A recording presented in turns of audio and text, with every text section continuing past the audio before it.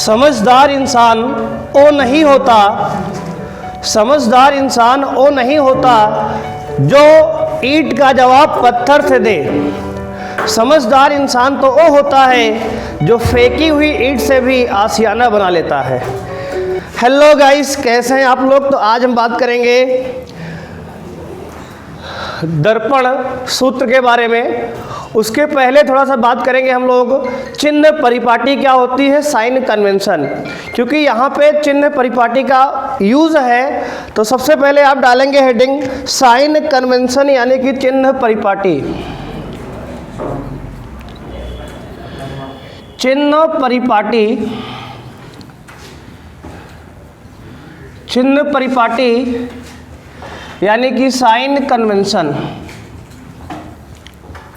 Sign convention.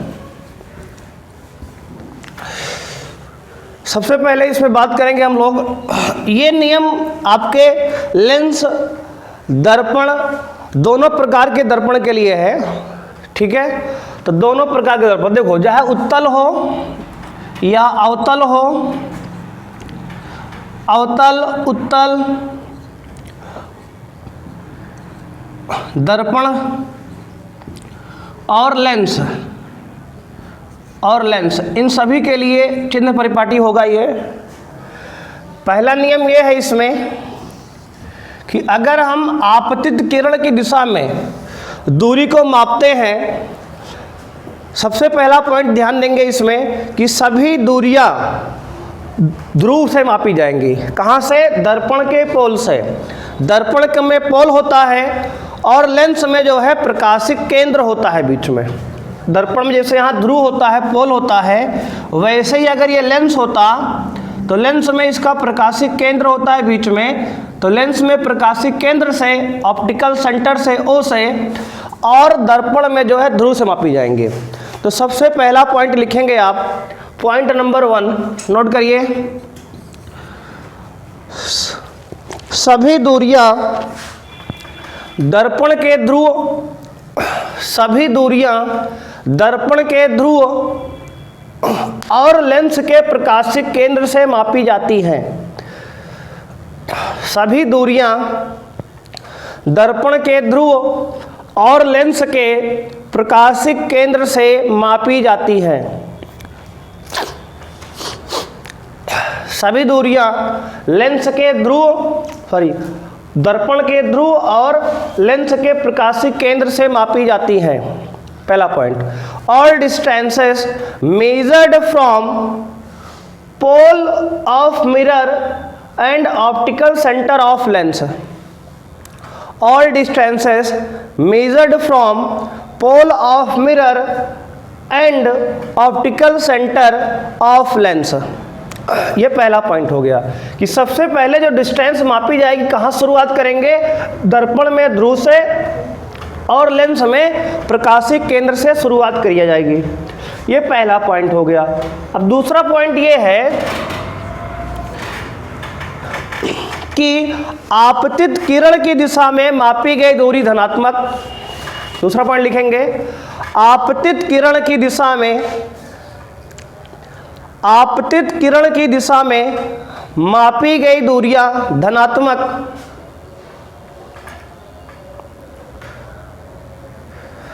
आपतित किरण की दिशा में मापी गई दूरियां धनात्मक होती हैं। आपतित किरण की दिशा में मापी गई दूरियां धनात्मक होती हैं। देखो इधर, जैसे मान लो ये हमारा क्या है, अगर बात करें तो ये हमारा अवतल दर्पण है, ये हमारा अवतल दर्पण है, कॉनकेव मिरर है ये, और ये हमारा जो है, तो अगर इसमें देखो इंसिडेंट रे ये होता है, इधर से आएगी, अगर इस तरह आएंगी रेज ऐसे, तो आपतित किरण ऐसे आती है, तो इस दिशा में, मतलब इसकी दिशा में, अगर मान लो इधर से उधर मापेंगे, पीछे दर्पण के ध्रुव से पीछे मापेंगे इस तरफ, आपतित किरण की दिशा में, मतलब यहाँ शुरू करेंगे तो ये तो आगे जाएंगे, तो इधर से पीछे आएंगे, तो जब आपतित किरण की दिशा मापेंगे इस तरफ, तो ऐसे नापी गई दूरियां पॉजिटिव होंगी, धनात्मक होंगी। आपतित किरण की दिशा मानी जाएगी, है ना। ये आपतित किरण आ रही है, देखो कोई किरण आ रही है लाइट, ये तो इस दिशा में अगर दूरी मापेंगे तो धनात्मक होगा। तो हमने कहा अगर इस दिशा में यहाँ से ध्रुव से जो है इधर मापेंगे तो धनात्मक हो जाएगा, पहला पॉइंट। और दूसरा पॉइंट, जब आपतित किरण के विपरीत दिशा में ऐसे मापेंगे दूरी, तो ध्रुव से यहाँ शुरू करेंगे, यहाँ से इधर मापेंगे तो क्या होगी, ऋणात्मक होगी। तो अगर आपतित ध्रुव से इस तरफ बाएं तरफ मापेंगे, यानी कि आपतित किरण की विपरीत दिशा में, आपतित किरण इधर है, इसके विपरीत इधर आएगा, तो अगर आपतित किरण के विपरीत दिशा में दूरी नापेंगे तो क्या होगा, नेगेटिव मापी जाएगी, नेगेटिव साइन लेंगे वहां पे, ठीक है ना। तो अगला पॉइंट लिखेंगे, आपतित किरण के विपरीत दिशा में, आपतित किरण के विपरीत दिशा में, आपतित किरण के विपरीत दिशा में मापी गई दूरियां, मापी गई दूरियां, आपतित किरण से विपरीत दिशा में मापी गई दूरियां ऋणात्मक होती हैं, ऋणात्मक होती हैं, ऋणात्मक होती हैं। ये हो गया 3 पॉइंट। पहला पॉइंट कि all distances measured from pole of mirror, यानी कि सभी दूरियां दर्पण के ध्रुव से मापी जाएंगी। दूसरा पॉइंट, अगर आपतित किरण की दिशा में दूरी माप रहे हैं तो धनात्मक होगा, उसका साइन प्लस में लेंगे, और अगर आपतित किरण के विपरीत दिशा में नाप रहे हैं तो उसका साइन निगेटिव लेंगे, यानी कि ऋणात्मक लेंगे। अगला पॉइंट है, देखो दर्पण का मुख्य अक्ष वाली लाइन है, तो अगर मुख्य अक्ष के ऊपर नापेंगे तो पॉजिटिव और मुख्य अक्ष के नीचे मापेंगे तो नेगेटिव हो जाएगा। तो अगला पॉइंट लिखेंगे, मुख्य अक्ष के ऊपर मापी गई दूरियां, मुख्य अक्ष के ऊपर, मुख्य अक्ष के ऊपर मापी गई दूरियां धनात्मक होती हैं, मुख्य अक्ष के ऊपर मापी गई दूरियां, मुख्य अक्ष के ऊपर मापी गई दूरियां धनात्मक होती हैं। देखो ऐसे है ना, ये अगर यहाँ से आप ऊपर मापोगे, ये मुख्य अक्ष है, अगर इसके ऊपर नापोगे दूरी तो ये जो है धनात्मक होगी, साइन लिया जाएगा, ठीक है। तो ये हो गया। और अगला लास्ट पॉइंट है, लास्ट पॉइंट नोट करेंगे आप, मुख्य अक्ष के नीचे मापी गई दूरियां, मुख्य अक्ष के नीचे मापी गई दूरियां ऋणात्मक होती हैं, मुख्य अक्ष के नीचे मापी गई दूरियां ऋणात्मक होती हैं, मुख्य अक्ष के नीचे मापी गई दूरियां ऋणात्मक होती हैं। ये जो है हमारे रूल हो गए, नियम, चिन्ह परिपाटी, ठीक है। तो सारी बातें यहाँ बताई गई कि अगर जो है आप सबसे पहले सभी डिस्टेंस को पोल से मापना शुरू करेंगे, है ना, जो आप मेजरमेंट लेंगे, जो फीता रखेंगे यहाँ पोल से रखेंगे, शुरुआत करेंगे, और अगर पोल से लेफ्ट में आएंगे तो नेगेटिव साइन, पोल से राइट में जाएंगे तो पॉजिटिव, ऊपर जाएंगे तो पॉजिटिव और नीचे आएंगे तो नेगेटिव। ये होगा डिस्टेंस का मेजरमेंट, कैसे मापा जाएगा ना। अब बढ़ेंगे आगे, तो इसको पहले आप बना लो फिगर इतना, हाँ डालेंगे आगे। अब अवतल दर्पण, दर्पण सूत्र डाल लीजिए पहले, दर्पण सूत्र, दर्पण सूत्र जिसे कहते हैं हम लोग मिरर फार्मूला, मिरर फार्मूला, दर्पण सूत्र। सबसे पहला पॉइंट पढ़ेंगे इसमें हम अवतल दर्पण के लिए, अवतल दर्पण के लिए, अवतल दर्पण के लिए, यानी कि for concave mirror, for concave mirror. तो दर्पण सूत्र जो है मिरर फार्मूला, पहला पार्ट इसका पढ़ेंगे कॉनकेव मिरर के लिए, यानी कि अवतल दर्पण के लिए। तो सबसे पहले हम एक अवतल दर्पण बनाएंगे यहाँ पे। तो सबसे पहले एक अवतल दर्पण बनाया जाएगा कुछ तरीके से। ये रही हमारी मुख्य अक्ष, ये ध्रुव है, और ये कहीं वक्रता केंद्र इसका लाई करता है। ये हमारा मुख्य अक्ष हो गई। अब जो है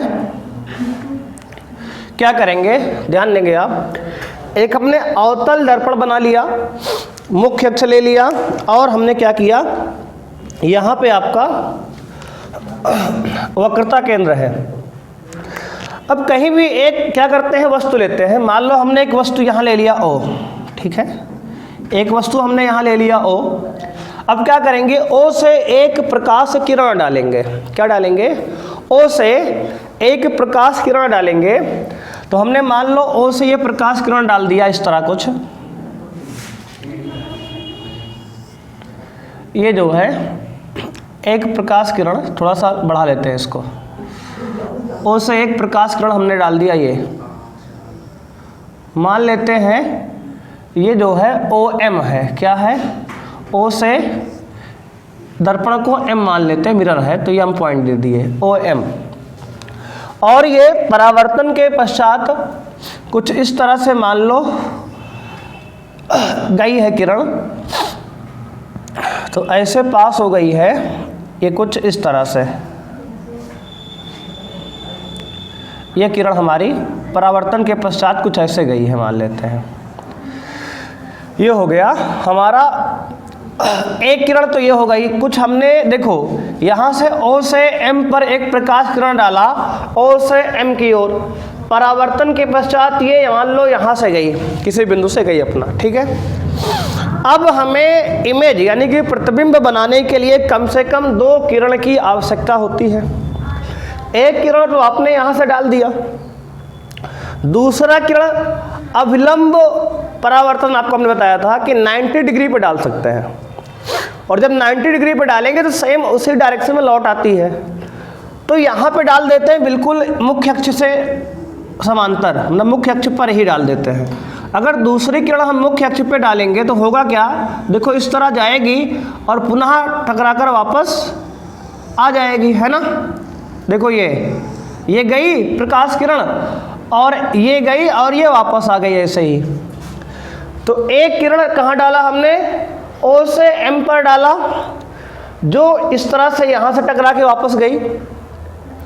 दूसरा किरण डाल दिया हमने मुख्य अक्ष पर ही, तो क्या हुआ, टकराकर ध्रुव से वापस लौट आई, कुछ ऐसे।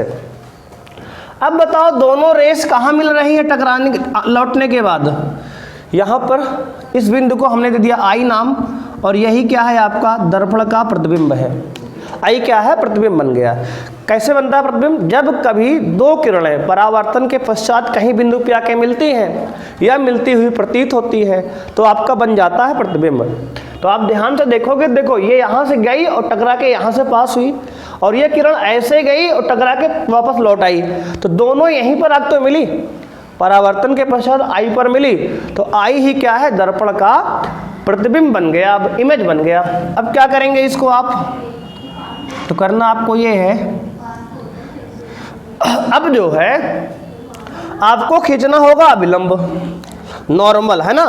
तो मान लेते हैं ये वक्रता केंद्र बीच में यहाँ है। तो देखो जब कभी भी आप याद रखेंगे, कभी भी अगर गोलीय दर्पण में, चाहे वो कॉनकेव हो चाहे वो कॉन्वेक्स हो, उत्तल हो चाहे अवतल हो, अगर उसमें आप क्या खींचेंगे, अभिलंब खींचेंगे, तो हमेशा ही वक्रता केंद्र से गुजरेगा, C से। तो अगर इसमें हम अभिलंब खींच लें तो इसका जो अभिलंब है कहाँ से गुजरेगा, तो आप कहोगे वक्रता केंद्र से गुजरे, कुछ इस तरह से। तो इसका अभिलंब वक्रता केंद्र से इस तरह से पास होगा। तो गोलीय दर्पण कोई भी हो, चाहे उत्तल हो चाहे अवतल हो, उसमें खींचा गया अभिलंब हमेशा ही वक्रता केंद्र से होकर गुजरेगा, क्योंकि ये सर्कल की प्रॉपर्टी है कि गोले में अगर आप जो है यहाँ से अभिलंब खींचोगे तो हमेशा ही ये यहाँ से सेंटर से ही जाएगा। कहीं से खींच लो क्या होगा, परपेंडिकुलर, यहाँ पे कहीं भी परपेंडिकुलर खींच लो सेंटर से ही जाता है। तो ये एक गोले का ही तो पार्ट है दर्पण, है ना। दर्पण क्या है, गोले का भाग है। किसी गोले से ही तो आपने दो भाग काट के निकाला था दर्पण, जिसमें एक में उत्तल बनाया था बाहर पॉलिश करके, एक बनाया अवतल आपने, है ना। तो क्या हुआ कि अगर आप गोले में कहीं भी लंब खींचेंगे तो हमेशा ही केंद्र से गुजरेगा। TSC क्या है, वक्रता केंद्र ही तो है। तो ध्यान रखेंगे आप, कभी भी जब भी दर्पण में अभिलंब खींचेंगे वक्रता केंद्र से ही पास करेगा। तो यह वक्रता केंद्र से पास हो गया। तो अब देखो आगे, अब समझते हैं आए कहानी। तो अगर ये एंगल कितना मान लेते, अगर ये एंगल मान लेते कि आपतन कोण थीटा है, मान लेते अगर आपतन कोण थीटा है तो परावर्तन कोण क्या हो जाएगा, ए भी थीटा हो जाएगा। बोलो हाँ है ना, क्योंकि परावर्तन के नियम से क्या आपतन कोण और परावर्तन कोण दोनों बराबर होता है। ये जाने वाली प्रकाश किरण और अभिलंब के बीच का एंगल आपतन कोण आई है, जो को थीटा मान लिए, और ये टकराकर परावर्तित किरण ये और अभिलंब के बीच का परावर्तन कोण थीटा, दोनों ही थीटा मान ली, दोनों बराबर होता है। परावर्तन के नियम से ऐसा होता है। अब इसको मान लिए थीटा और इसको मान लिए हम थीटा। बोलो यहाँ तक कोई दिक्कत किसी को। अब आगे की बात करते हैं हम। अब जो है हम वस्तु के जो एंगल बन रहा है वस्तु पे, यहाँ इस एंगल को मान लेते हैं अल्फा। कुछ भी मान सकते हो, आपकी जो इच्छा हो। अभी ये अल्फा बीटा गामा थीटा सब हट जाएगा, केवल जो आपकी इच्छा शक्ति सामर्थ्य श्रद्धा हो मान सकते हो ना अपनी शक्ति से। मान लिए इसको अल्फा हम, यानी वस्तु जो दर्पण के साथ कोण बना रही है उसको हमने अल्फा कह दिया। प्रतिबिंब जो आई है दर्पण के साथ जो कोण बना रहा है उसे कह दिया हमने बीटा, और जो वक्रता केंद्र दर्पण के साथ केंद्र कोण बना रहा है उसे हमने कह दिया गामा। ठीक है, कोई दिक्कत यहाँ तक किसी को है ना। तो हमने कह दिया अल्फा बीटा गामा, आपकी इच्छा हो ए बी सी कुछ भी मान सकते हो। अभी लास्ट में वैसे भी हट जाएगा, है ना। हालांकि बुक में स्टैंडर्ड NCERT वगैरह में ऐसा दिया गया है, थोड़ा ऐसा मानना ठीक रहेगा, क्योंकि वहाँ आपको समझ में आ जाए किताब देखते ही कि हाँ वैसा ही बताया गया है, तो कन्फ्यूजन ना हो, इसलिए हमने अल्फा बीटा गामा ऐसा ही मान लिया। ठीक है, अब क्या करेंगे, अब आप ध्यान देंगे।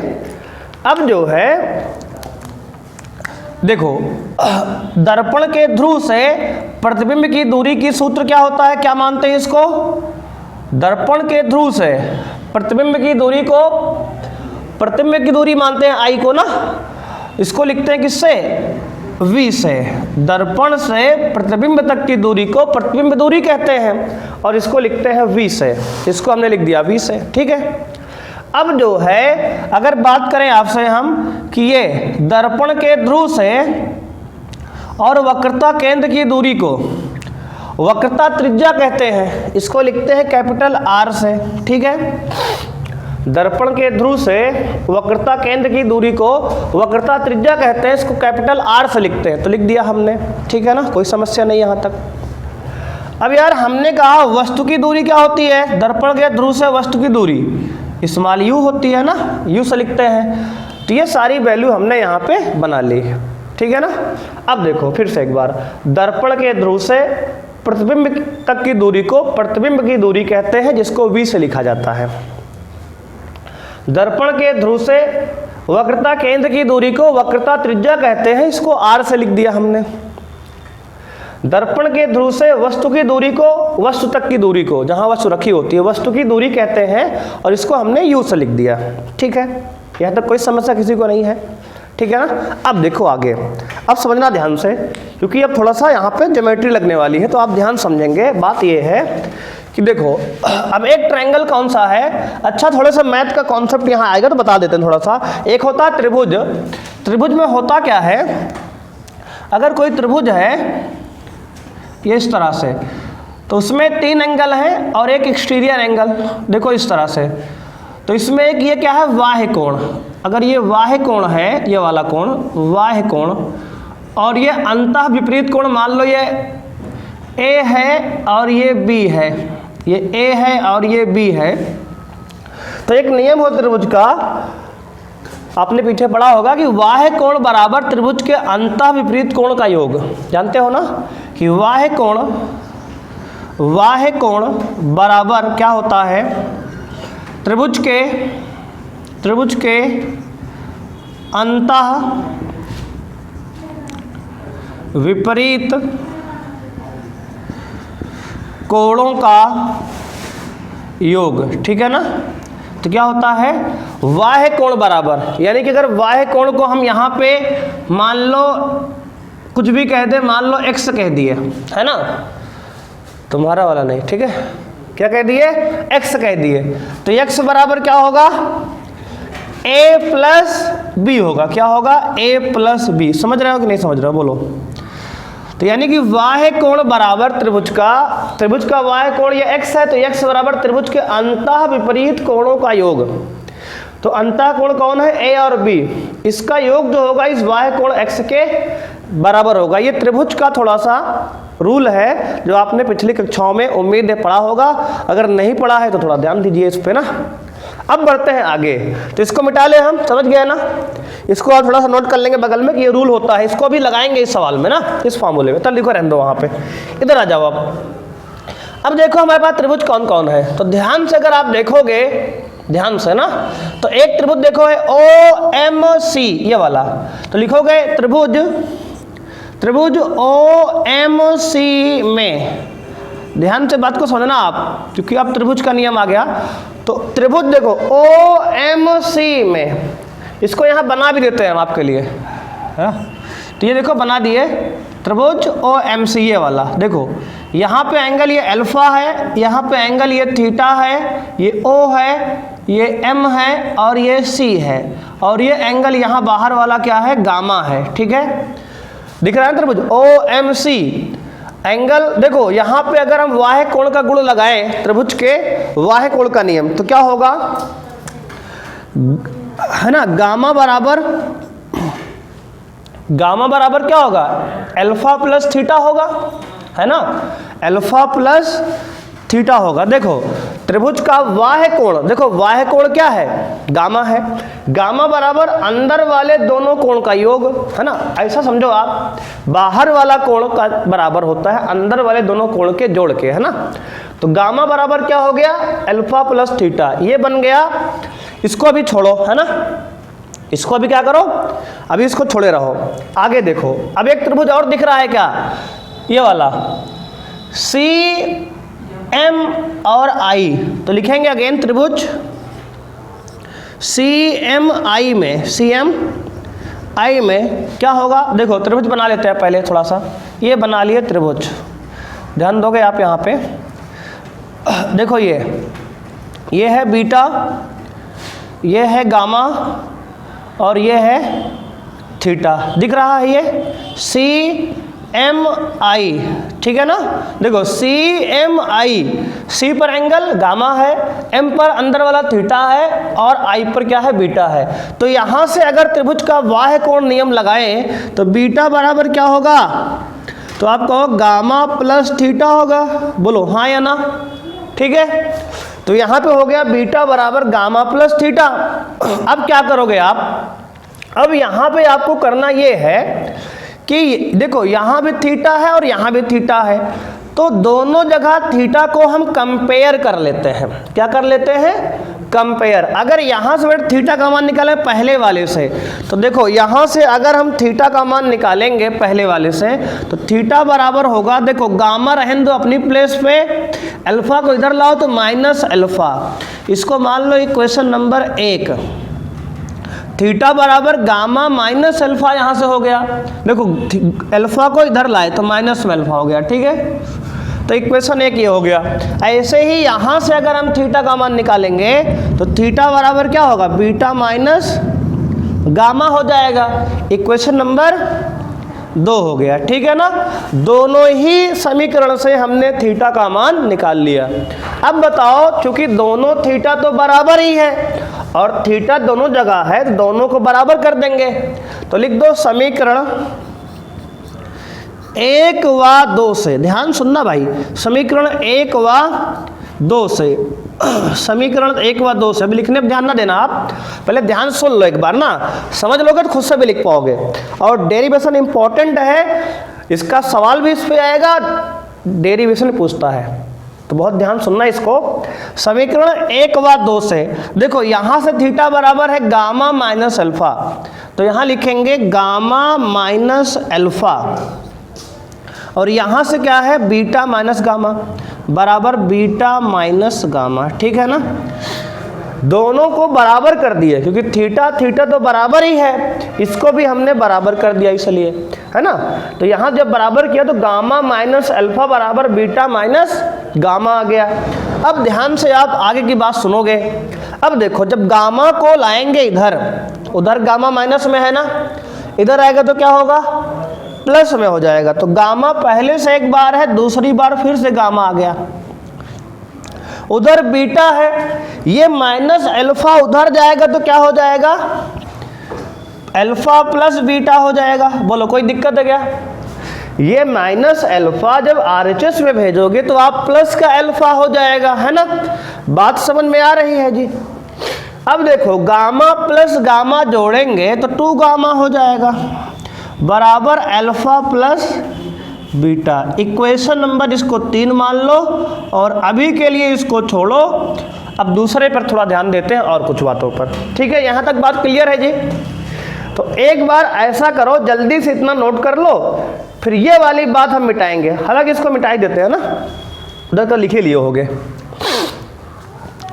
ये तो समझाए थे केवल, इसको लिखना भी अलग से लिखना अगर लिखना था तो, है ना। अब देखो इधर यहीं पे इसको ड्रॉप करो। अब देखो ध्यान से, अब करते क्या है, थोड़ी सी और कंस्ट्रक्शन एक ठू है। क्या है कि यहाँ m से, देखो ध्यान से, m से एक लंब डाल दो, m से एक लंब डाल दो। किस पे लंब डालोगे? तो आप कहोगे मुख्य अक्ष पर। अगर m से एक मुख्य अक्ष पर लंब डाल दिया जाए, कुछ ऐसा दिखेगा, बोलो हाँ है ना, ऐसा ही दिखेगा ना। मान लो ये P डैश है, वो P है तो ये क्या है P डैश है। तो m से हमने मुख्य अक्ष पर एक लंब डाल दिया MP डैश, ठीक है, MP डैश लंब डाल दिया। अब देखो ध्यान से, ये 90 डिग्री बना रहा है मान लो। अब आप ध्यान दोगे, ध्यान ये देना है कि हमारे पास अब 3 त्रिभुज बन गए होंगे, आप देख रहे होगे ना। एक ये बीटा एंगल के साथ, एक ये गामा एंगल के साथ, एक ये अल्फा एंगल के साथ। अब इन सब में हम लगाएंगे tan। क्या लगाएंगे? tan। मान लेते कि ये MP डैश की जो हाइट है ये h है। क्या है? h है। कुछ ना कुछ हाइट मानना ही है, तो ऊंचाई को हम h मान लिए, ठीक है, h मान लिए। तो क्या करेंगे अब लिखेंगे, देखो पहले त्रिभुज M, देखो OMP डैश में, तो लिखेंगे त्रिभुज OMP डैश में। ये देखो प्रोसीजरल बात है, त्रिभुज OMP डैश में बहुत आसान, अगर ध्यान से आप समझ रहोगे तो मजा आ जाएगा फिर आपको। देखो त्रिभुज OMP डैश में एक समकोण त्रिभुज दिख रहा है ना, ये 90 डिग्री का एंगल इस पे है।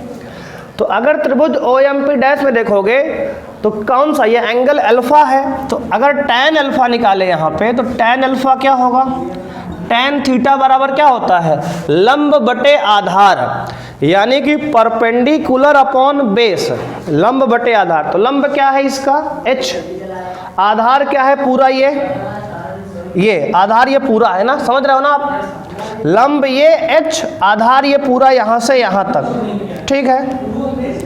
तो आ गया h अपॉन, ध्यान देंगे ये u।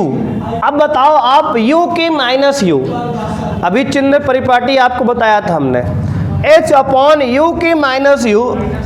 तो कहोगे आप सर माइनस u, है ना, क्योंकि अभी हमने आपको बताया कि अगर दर्पण से बाएं तरफ यानी कि आपतित किरण के विपरीत दिशा में दूरी मापते हैं तो आपका ऋणात्मक होगा, है ना।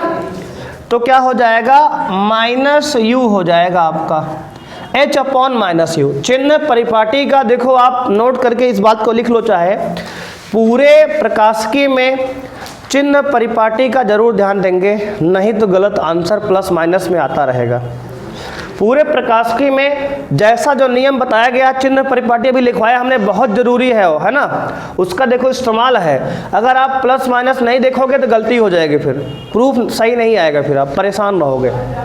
तो देखो h बाई माइनस यू लिया हमने, क्योंकि इधर से ध्रुव से बाएं नापी गई दूरी है और आपतित किरण इधर होती है, उसके उल्टा मापे हैं तो माइनस में।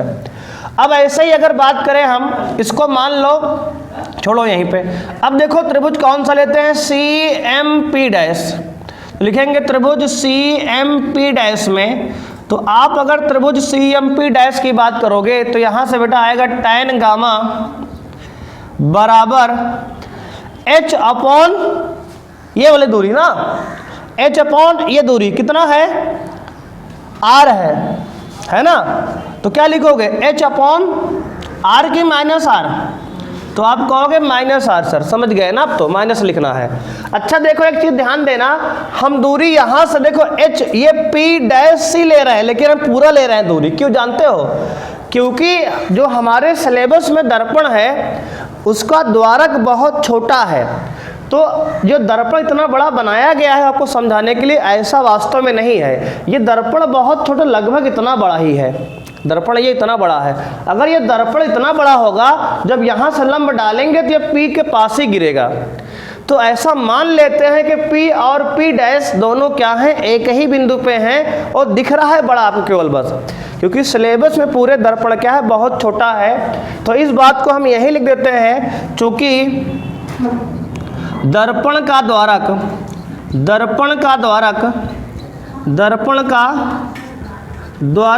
बहुत छोटा है, इसलिए P डैश जो है बराबर टेंस टू P, यानी कि P डैश लगभग P के बराबर ही है, यानी P डैश P एक ही बिंदु पे लगभग है, लगभग आसपास है, इसलिए हम दूरी वहीं से जोड़ ले रहे हैं, यहाँ से P डैश से नहीं ले रहे हैं। ठीक है, इस बात को आपने पूछा नहीं, हमने बता दिया, क्योंकि ये बात जरूरी जाननी है आपको। ये P और P डैश के बीच दूरी जो गैप दिख रहा है, ये गैप है नहीं, ये आपको दिख रहा है ना। जैसे कुछ लोग होते हैं दिखाते हैं कि दूरियां हैं, लेकिन वास्तव में होती नहीं ना। तो P और P डैश क्या है, दूर दिख रहे हैं लेकिन है नहीं, P और P डैश पास में ही है। ठीक है ना, तो यहाँ से P से C की दूरी R आ गई है। ठीक है, अब देखो आगे, अब कौन त्रिभुज लेंगे आप समझ गए होंगे, IMP डैश। तो लेंगे त्रिभुज IMP डैश में, तो यहाँ से आप लोगे tan गामा, कौन सा एंगल है बेटा, tan गामा ना, तो tan बीटा, तो tan बीटा बराबर क्या होगा, h अपॉन, ध्यान देना आप, tan बीटा बराबर h अपॉन, ये दूरी क्या है, v की माइनस v है ना, माइनस v, क्योंकि सब निगेटिव है। अब देखो आगे, अब इसके बाद कुछ अजम्पशन है। अजम्पशन क्या है, कुछ मानना पड़ेगा आपको, है ना। ढेर चीज़ें आप मान लेते हो, इसको भी मान लोगे ना। मानना क्या है, यहाँ पे कहाँ लिखे यार, अब ना लिख लेते हैं। एक बार ऐसा करो, नोट कर लो ना, एक बार इतना नोट कर लो आप, फिर आगे की बात की जाए। तो यहाँ पे जी हम थोड़ा सा इसको मिटाएंगे इधर से, उसके बाद हम लोग आगे बढ़ेंगे, तो आप ध्यान से देखेंगे बात को। अब देखो इसके बाद क्या करना होगा, इसके बाद जो है, यदि आपने मान लिया कि P और P डैश बहुत छोटा है, तो इसके बाद एक अजम्पशन और थोड़ी सी माननी पड़ेगी। मानना क्या है कि देखो, अगर ये दर्पण का द्वारक बहुत छोटा है, सुनो ध्यान से, अगर ये दर्पण का द्वारक मतलब दर्पण इतना बड़ा है, तो इसके एंगल ये अल्फा भी रेज, ये रेज वहाँ न जाके यहीं कहीं जाएगी, ऐसे अल्फा बहुत छोटा हो जाएगा, बीटा भी यहीं से, गामा भी यहीं से, तो अल्फा बीटा गामा बहुत छोटे हो जाएंगे, है ना। अगर ये P डैश यानी कि बहुत छोटा दर्पण है ये, तो इसका tan अल्फा, tan बीटा और tan गामा भी बहुत छोटे होंगे, है ना। तो यहाँ पे आप लिख सकते हो कि tan अल्फा जो होगा करीब करीब आपके लगभग, बराबर तो नहीं, लगभग अल्फा के बराबर होगा। tan बीटा जो है करीब करीब आपके बीटा के बराबर होगा, और tan गामा जो है ये भी आपका करीब करीब गामा के बराबर होगा। ये सब अजम्पशन है, ऐसा मानना पड़ेगा आपको, है ना। प्रूफ में यहाँ मान लिया हमने कि tan अल्फा करीब करीब अल्फा के बराबर, tan बीटा भी बीटा के बराबर, और tan गामा भी गामा के बराबर हो गया। तो देखो इसको दोबारा से ना लिख के हम, आप चाहे तो नीचे लिख लेना या फिर हम वही लिख देते हैं, देखो ध्यान से। तो ये जो है tan अल्फा अल्फा के बराबर हो गया, तो यहाँ से अल्फा बराबर देखो आ गया h/-u, है ना, वहीं पे। या फिर आप नीचे लिख लेना उसको, कोई बात नहीं। अब देखो tan गामा बराबर क्या हो गया, गामा मान लिए हो आप, तो गामा बराबर h/-r हो गया। और ये बीटा वाले को भी आप क्या मानोगे, tan बीटा को बीटा मान लिए हो, तो या बीटा मान लिए बराबर, है ना। देखो tan अल्फा बराबर अल्फा लिख दिया हमने, tan गामा बराबर गामा लिख दिया हमने, और tan बीटा बराबर बीटा लिख दिया हमने उसी में। ठीक है, इतनी बात समझ में आई कि नहीं। ऐसा क्यों हुआ, क्योंकि हमारे पूरे सिलेबस में जो दर्पण है बहुत छोटे द्वारक का है। अगर बहुत छोटा द्वारक है तो उसका एंगल बहुत छोटा छोटा बनेगा, है ना, एंगल छोटा बनेगा, तो tan अल्फा लगभग अल्फा के बराबर होगा, tan बीटा लगभग बीटा के बराबर होगा, और आपका tan गामा लगभग गामा के बराबर हो जाएगा। अब देखो ये अल्फा बीटा गामा तीनों का मान समीकरण 3 में रखने पर क्या करेंगे, ध्यान सुनना। अब क्या लिखेंगे, लिखेंगे आप अल्फा गामा बीटा व गामा का मान समीकरण 3 में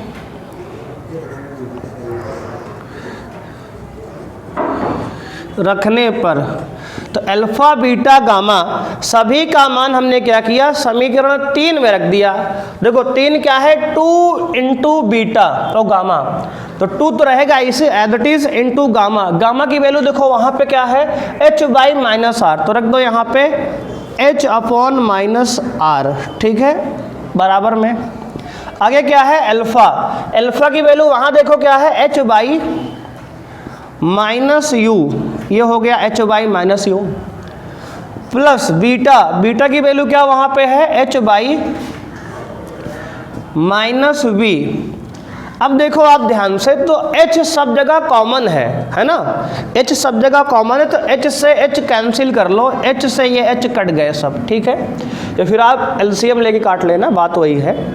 तो h सब जगह था, उड़ा दिया हमने h को। अब बचा क्या, तो आप कहोगे सर माइनस से माइनस भी कट जाएगा ना। देखो 2 माइनस यहाँ है, माइनस यहाँ कॉमन लेके सब माइनस से माइनस भी आप काट लोगे, ठीक है। बचा क्या, अब बचा आपके पास 2/r बराबर 1/u प्लस 1/v, ठीक है ना, कोई दिक्कत यहाँ तक। देखो अगर माइनस में समस्या काटने में आपको हो तो ऐसे करना, माइनस दोनों से कॉमन निकालोगे तो दोनों प्लस में हो जाएगा, एक माइनस यहाँ बाहर आएगा, एक माइनस यहाँ रहेगा, तब काटना, तो बात वही होगी, है ना। हमने डायरेक्ट ही काट लिया है, हालांकि बात वही है। अगर आप दोनों से माइनस बाहर निकालोगे, दोनों माइनस में है तो दोनों प्लस में हो जाएगा अंदर, एक माइनस ये वाला कट जाएगा ऐसे। अब देखो ये वाला जो 2 है इसको आप नीचे लिख सकते हो क्या, ऐसे देखो 1/r/2 ऐसे लिख सकते हो क्या, क्योंकि ये भाई पलट के ऊपर जाएगा, फिर से ऊपर आ जाएगा ना, बराबर 1/u प्लस 1/v। आपको याद हो हमने फोकस दूरी और वक्रता त्रिज्या में संबंध लिखवाया है, प्रूफ भी किया है पिछली वीडियो ना, पिछली क्लास में। तो वहाँ क्या हुआ था कि f बराबर हमने बताया था आपको r/2, याद है चीज़ें, क्योंकि हम लोग जानते हैं कि f बराबर r/2 होता है। तो यार r/2 के जगह क्या लिख दोगे, आप f लिख देना, फोकस दूरी, तो क्या हो जाएगा 1/f बराबर 1/u और प्लस 1/v, ठीक है ना। यही आपका क्या है, दर्पण सूत्र है, 1/f बराबर 1/u प्लस 1/v, ठीक है ना। इसके साथ ही आपका ये प्रूव हो जाता है, ठीक है। अच्छे से इसको नोट कीजिए ध्यान से, एक एक बात को पहले आप, फिर आगे बढ़ेंगे, पढ़ेंगे हम लोग इसके बाद उत्तल दर्पण के लिए, यही फॉर्मूला पढ़ेंगे अब उत्तल के लिए। अवतल का आपका कंप्लीट हो गया। तो बात करेंगे सेकंड बच्चों है ये आपका दर्पण फार्मूला उत्तल दर्पण के लिए कैसे प्रूव करेंगे फॉर कॉन्वेक्स मिरर। तो अवतल के लिए आप समझ लिए, बिल्कुल सिमिलर ऐसे ही उत्तल के लिए है। तो एक बार हम लोग तेजी में करेंगे इसको, जिससे आपका रिवीजन भी हो जाए और आप समझ भी जाए कैसे यहाँ पे खेलेंगे इसके साथ। तो आओ शुरू करते हैं। सबसे पहले आप एक उत्तल दर्पण बनाएंगे कुछ तरीके के। यहाँ आप मुख्य अक्ष बनाएंगे और यहाँ पर मान लो एक वस्तु है आपकी ओ। अगेन हमने वस्तु को ओ ही मानना प्रिफर किया क्योंकि सेम वैसे ही मानेंगे तो आपको ज़्यादा समझ में यहाँ पे बात आएगी, ठीक है ना। तो ओ हमने वस्तु लिया, देखो हमने ओ से क्या डाला, एक प्रकाश किरण डाल दिया। ये हमने एक प्रकाश किरण ऐसे कुछ डाल दिया, इस पे कुछ ऐसे गई यहाँ पे, और ये किरण परावर्तन के पश्चात कुछ ऐसे जो है निकल जाएगी ना ऊपर की ओर, समझ रहे हो। क्योंकि यहाँ पे क्या बनेगा, आभासी बनेगा प्रतिबिंब, है ना। क्योंकि ये कैसा है, उत्तल दर्पण है। उत्तल दर्पण में आभासी प्रतिबिंब बनता है। तो ये कुछ इस तरह से ऊपर ये किरण गई और टकरा के दर्पण से ऊपर चली गई ऐसे। अब देखो इसको आगे, जब इस किरण को हम पीछे बढ़ाएंगे तो जब पीछे बढ़ाएंगे तो कुछ इस तरह से यहाँ मिलेगी, ठीक है ना। बात समझ रहे हो ना। किरण टकरा के ऐसे चली गई ऊपर, लेकिन अब देखो इसको पीछे बढ़ाना पड़ेगा हमें क्योंकि आभासी प्रतिबिंब बनता है यहाँ पे। देखो अभी एक किरण से प्रतिबिंब नहीं बनेगा, एक किरण आपको और डालना पड़ेगा, एक किरण आपको और लाना पड़ेगा, समझ रहे हो ना। कहाँ से लाएंगे, अगेन मुख्य अक्ष से डाल देते हैं। अगेन हम मुख्य अक्ष से एक किरण डालेंगे, देखो ये कुछ इस तरह किरण डालेंगे तो यहाँ से टकराने के बाद क्या होगी, पुनः इसी दिशा में लौट जाएगी ना। बोलो, ये किरण ओ से डाला आपने, ध्रुव पे टकराई पोल पर, और पोल से टकराने के बाद पुनः इसी दिशा में लौट आएगी, क्या उस पार जाएगी, क्या नहीं जाएगी। लेकिन अब उसको आगे हम जबरदस्ती बढ़ाएंगे ना, मिलाएंगे, समझ रहे हो ना, जबरदस्ती। तो हम मिलाते हैं, तो मिलाएंगे तो क्या बनेगा, आभासी प्रतिबिंब बनेगा ना। इसको आगे बढ़ा दिए, अब देखो दोनों रेज कहाँ मिल गई, तो कहोगे सर आई पर ये मिल गई। मान लो आई है, ये जहाँ प्रतिबिंब बना उसको आई मान लिए, पीछे भी आई हम माने थे, जिससे समझ ज़्यादा आएगा अभी ना। अब देखो, अब अभी थोड़ी देर पहले बताए थे कि अगर गोलीय दर्पण में अभिलंब खींचते हैं तो कहाँ से जाता है, कहाँ से जाता है, गोलीय दर्पण में अभिलंब कहाँ से जाता है, कौन बताएगा बालक। तो कहोगे आप गुरुजी वक्रता केंद्र से जाता है ना। अभी थोड़ी देर पहले ही तो बात किए थे यार, इतनी जल्दी भूल जाओगे। गोलीय दर्पण में अभिलंब कहाँ से जाएगा, तो आप कहोगे सर कहाँ से जाएगा, वक्रता केंद्र से जाएगा। तो ये वक्रता केंद्र से मान लो ये बढ़ाने पर आगे पीछे दोनों बढ़ाया हमने इसको, तो कुछ इस तरह से ये जो है चला गया, ठीक है ना, कुछ इस तरह से बन जाएगा। अब देखो आओ समझते हैं एंगल की बातें। ये रहा अभिलंब, ये रहा आपतित किरण, ये रही परावर्तित किरण। अगर ये आपतन कोण मान ले थीटा, तो ये परावर्तन कोण भी क्या हो जाएगा, थीटा। बोलो हाँ या ना। बिल्कुल सेम वैसे ही बन रहा है क्या फिगर, बात समझ में आ रही है। देखो यहाँ आभासी बना है लेकिन कहानी बिल्कुल वही है। अगर ध्यान से आप समझोगे तो सेम प्रोसीजर चल रहा यहाँ भी है। ये आपतित किरण और ये अभिलंब दोनों के बीच का एंगल आपतन कोण होता है, इसको थीटा कह दिए, तो परावर्तन कोण भी थीटा मान लेंगे क्योंकि दोनों होगा बराबर। अब देखो आप आगे, अब यहाँ पे वस्तु के साथ बना एंगल क्या होता था, माने थे हम अल्फा, है ना। वस्तु और दर्पण के साथ बना एंगल अल्फा मान लिए। प्रतिबिंब और, ध्यान दो, प्रतिबिंब और दर्पण के बीच बना एंगल बीटा माने थे, वहां भी यहां मान लिए बीटा। वक्रता केंद्र और दर्पण के बीच वाला एंगल गामा माने थे वहां, यहां भी गामा मान लिए। बिल्कुल सेम वही मान लिए ना जैसे वहां माने थे, जिससे बिल्कुल वैसे ही डेरिवेशन बने, जिससे समझ में हमें ज़्यादा आएगी बात। अब देखो यहाँ भी एक अभिलंब खींच लेते हैं, लंब डाल देते हैं इस पे ना, एक लंब मान लो इस पे डाल दिए, ये लंब आपका है, ठीक है। थोड़ा लंब ध्यान से बनाते हैं सीधा ना। देखो लंब, ये मान लो एम बिंदु है, क्या है ये, एम है, ये एम बिंदु है। तो एम बिंदु से हमने एक ये लंब डाल दिया, इस पे दर्पण पे मुख्य अक्ष पर एक लंब डाल दिया, ये जिसको हम क्या कहेंगे अब, एच कहेंगे ना, ऊंचाई एच नाम दे दिया हमने। एच, और इसको हमने पी डैश कह दिया, जैसे वहाँ भी हमने पी डैश कहा था, एम पी डैश ना, लंब डाला था, उसकी ऊंचाई हमने एच नाम दिया, वहाँ भी हमने एच कहा था, यहाँ भी हमने एच कह दिया। बिल्कुल सेम प्रोसीजर चल रहा है। अब देखो आगे इसके बाद क्या किया था हमने, सबसे पहले दो त्रिभुज लिया था ना, एक त्रिभुज लिया था कौन सा, तो आप कहोगे लिया था ये वाला। आप ध्यान से अगर देखोगे इसमें तो एक त्रिभुज बनेगा ओ एम, कौन सा है ये, देखो एक तो ये है हमारा आई एम सी ले लो इसको, है ना, या सी एम आई ले लो, त्रिभुज सी एम और आई, देखो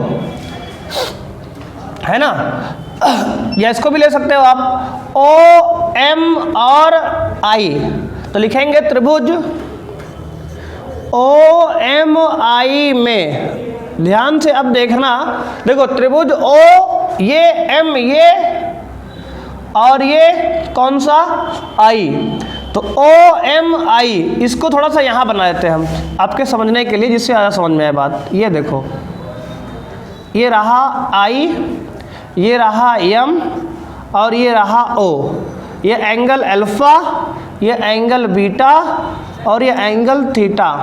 समझ में आया? आप ओ एम आई को हमने बाहर ही बना दिया कि वहाँ कम समझ में आ रहा था ना। अब देखो ये बाहर वाला कोण है, ये अंदर वाला दोनों कोण है, तो ये थीटा बराबर अल्फा प्लस बीटा होगा। अब समझ गए ना, वाह कोण की परिभाषा से त्रिभुज के, तो थीटा बराबर क्या होगा, alpha plus beta. Equation number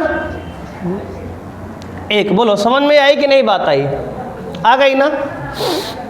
theta बराबर अल्फा प्लस बीटा, ये थीटा बाहर वाला, अंदर अल्फा प्लस बीटा, है ना, ठीक है, कोई दिक्कत नहीं। ऐसे ही त्रिभुज लेंगे अब एक बाहर वाला, कौन सा, ओ एम और सी, पूरा बड़ा वाला ओ एम सी, तो लिखेंगे त्रिभुज, एक लाइन यहाँ छोड़ दो अभी ना, त्रिभुज ओ एम सी में। अब देखो ओ एम सी त्रिभुज बनाते हैं पहले, ये रहा ये और ये हमारा है C, ये है M और ये है O, ये है अल्फा, ये है गामा, और देखो ये अगर ये लिए हो, सॉरी यहाँ पे एक चीज़ गलती हुई, देखो ध्यान से, क्या, जब हमने ओ एम आई लिया था तो ये रे जो है ऊपर गई थी पूरा, तो एंगल 2 थीटा था, समझ रहे थे आप, ध्यान नहीं दिए ना। देखो ये जब ओ एम आई लिए हो तो एंगल ये कितना थीटा नहीं है, 2 थीटा है, ध्यान से देखो, ये एंगल क्या है, पूरा 2 थीटा था ओ एम आई में। देखो ओ एम और आई में देखो ये पूरा एंगल ऊपर गया है, कितना है ये, थीटा प्लस थीटा कितना है, 2 थीटा है, क्योंकि ये रे यहाँ से ऊपर गई है सीधे, और ये वाला थीटा है देखो इधर से गई है, ये ध्यान समझ रहे हो, तो यहाँ थीटा की जगह क्या आएगा, 2 थीटा, और सब ठीक है ना, समझ गया ना, थीटा नहीं 2 थीटा है, क्यों, देख लो ये रे यहाँ से ऊपर गई है, ये गई है, और ये रे यहाँ ऊपर गई है, तो ये थीटा और थीटा 2 थीटा होगा ये एंगल, तो यहाँ 2 थीटा और यहाँ भी 2 थीटा रहेगा। अब समझ गया ना यहाँ तक, आगे देखो।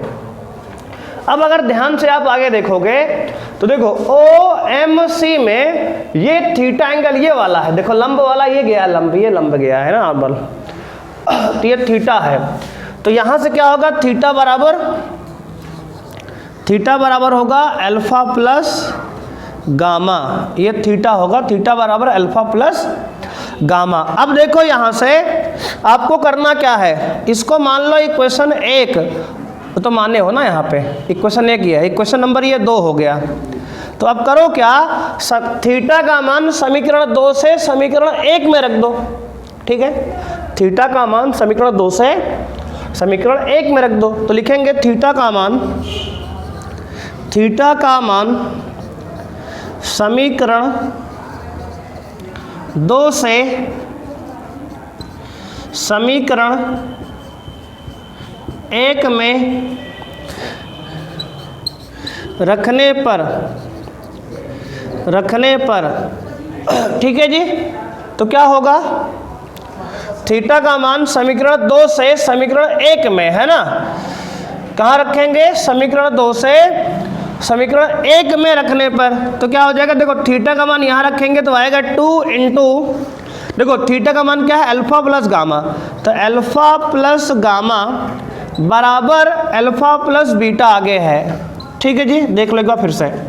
देखो क्या किए, इस थीटा का मान यहाँ चिपका दिए, अल्फा प्लस गामा, आगे अल्फा प्लस बीटा लिखा है। ठीक है ना। अब देखो इसकी वैल्यू क्या करेंगे, देखो 2 का मल्टीप्लाई अल्फा में, 2 का मल्टीप्लाई अल्फा में क्या होगा 2 अल्फा, 2 का मल्टीप्लाई गामा में प्लस 2 गामा, कोई दिक्कत नहीं, बराबर अल्फा प्लस बीटा, है ना। ठीक है ना, बिल्कुल सेम प्रोसीजर चल रहा है। अब देखो ऐसा करते हैं, क्या करते हैं, अब देखो ये 2 अल्फा 2 बीटा 2 गामा, और ये क्या है बराबर था ना, कहाँ यहाँ बराबर था, क्या किए यार, देखो 2 का मल्टीप्लाई अल्फा में 2 अल्फा, 2 का मल्टीप्लाई गामा में 2 गामा, और बराबर अल्फा प्लस बीटा है, गामा लिख दिए, अल्फा प्लस बीटा है बराबर ना। अब क्या करो, ऐसा करते हैं कि अल्फा को ला लेते हैं इधर, अल्फा को इधर लाएंगे तो 2 अल्फा, ध्यान दो 2 अल्फा माइनस अल्फा, उस अल्फा को इधर ला लिए, और प्लस 2 गामा, और बराबर बीटा उस तरफ रहने दो अभी। तो अब 2 अल्फा में से अल्फा घटा लो तो क्या आएगा, अल्फा प्लस 2 गामा, और बराबर क्या होगा बीटा हो गया। इसको बस यहीं पे ड्रॉप करते हैं, छोड़ते हैं पहले। अब फिर से वही क्या करेंगे, tan alpha tan beta tan gamma निकालेंगे। अगेन मानेंगे दर्पण का द्वारक बहुत छोटा है, P और P डैश क्या है लगभग सेम ही होंगे, एक ही जगह होंगे, वो सेम कहानी यहाँ भी आपको छापनी पड़ेगी, वैसे ही लिखनी पड़ेगी। अब क्या करेंगे, अब निकालेंगे, इसको मान लेते हैं क्वेश्चन नंबर 3, इसको इक्वेशन नंबर 3 मान लिए। ठीक है, अब आप आगे ध्यान देंगे, लिखेंगे, देखो अब त्रिभुज कौन सा, देखो त्रिभुज लिख रहे हैं, देखो ओ एम पी डैश में, तो त्रिभुज ओ एम पी डैश में, त्रिभुज ओ एम पी डैश में क्या होगा, तो आप कहोगे सर tan अल्फा बराबर होगा h अपॉन, देखो ये ध्रुव से लेकर के वस्तु की दूरी u होती है ना, लिख लो साइन पहले, ध्रुव से वस्तु तक की दूरी u, ध्रुव से प्रतिबिंब तक की दूरी v, और ध्रुव से वक्रता केंद्र की दूरी r, लिख दिए। तो हो गया h बटे, बोलो u की माइनस u ना, क्योंकि ध्रुव से बाईं ओर मापे हो, तो नेगेटिव होगी आपतित किरण के विपरीत दिशा में। आपतित किरण देखो ऐसे है, मापे इधर हो आप नेगेटिव में। अब दूसरा बताना आप, देखो कौन सा, तो आप कहोगे गुरुजी ये वाला ना, कौन सा, ये वाला IMP डैश में, तो त्रिभुज IMP डैश में ध्यान से आप देखोगे तो यहाँ tan बीटा है, तो tan बीटा बराबर h अपॉन v की माइनस v, अब की बार v लिखोगे प्लस में, क्योंकि दर्पण से दाएं गए हो आप, आपतित किरण की दिशा में उधर गए हो, देखो ध्रुव से उधर नाप रहे हो, तो प्लस में होगा आपकी बार, है ना। ऐसे ही अगर tan गामा की बात करें तो त्रिभुज कौन बनेगा, CMP डैश, तो त्रिभुज CMP डैश में ध्यान दोगे अगेन आप, तो क्या होगा tan गामा बराबर होगा आपका क्या, h बटे r की माइनस r, तो कहोगे आप केवल r, क्योंकि उधर मापे हो आपतित किरण की दिशा में है, तो केवल प्लस में ही r होगा। अब देखो अगेन फिर से मानेंगे वही कि चूंकि दर्पण का द्वारक क्या है, चूंकि दर्पण का द्वारक बहुत छोटा है, बहुत छोटा है, इसलिए क्या होगा, tan अल्फा करीब करीब अल्फा के बराबर, tan बीटा करीब करीब बीटा के बराबर, और tan गामा करीब करीब गामा के बराबर मान लेंगे। लगभग बराबर है, लेकिन हम पूरा मान लेंगे कि बराबर ही है। अब क्या करेंगे, जहाँ tan अल्फ़ा है उसके जगह पे अल्फ़ा चिपका देंगे, जहाँ tan बीटा है उसकी जगह बीटा चिपका देंगे, और जहाँ tan गामा उसकी जगह गामा चिपका देंगे। ठीक है, अब अल्फ़ा बीटा गामा का मान लाके समीकरण 3 में रखेंगे और सॉल्व करेंगे, तुरंत आ जाएगा। उसके पहले इधर का आप नोट कर लो, इधर का हम मिटा लेंगे इतना भाग ना, जल्दी से नोट करो तेजी में। तो देखो इधर का हम ये थोड़ा सा इरेज कर लेते हैं, इतना समझाते हैं आपको। इधर देखो, ध्यान से आप सुनोगे बात को, एकदम लास्ट पॉइंट है, बिल्कुल ध्यान दोगे आप। अब देखो, लिखोगे अल्फ़ा बीटा गामा का मान समीकरण 3 में रखने पर, अल्फ़ा बीटा तथा गामा का मान समीकरण 3 में रखने पर क्या हो जाएगा देखो। तो देखो यहाँ अल्फ़ा है, अल्फ़ा का मान क्या है वहाँ पे h/-u, तो h/-u और प्लस 2 बीटा गामा, तो 2 इंटू गामा कितना है, तो आप कहोगे गामा का मान वहाँ दिख रहा है कितना है h/+r, तो h/+r बराबर उधर बीटा है, बीटा का मान क्या है h/v, तो h/v रख दो। ठीक है जी, ये रख दिए। अब यार ध्यान से सुनोगे तो ये h सब तरफ कट जाएगा फिर से।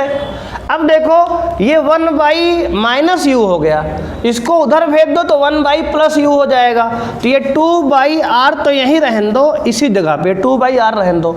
ये 1/-u को उधर ले जाओ बराबर के, तो ये हो जाएगा प्लस में 1/u और प्लस में 1/v अपने प्लेस पे पहले से बैठा है, समझ रहे हो ना।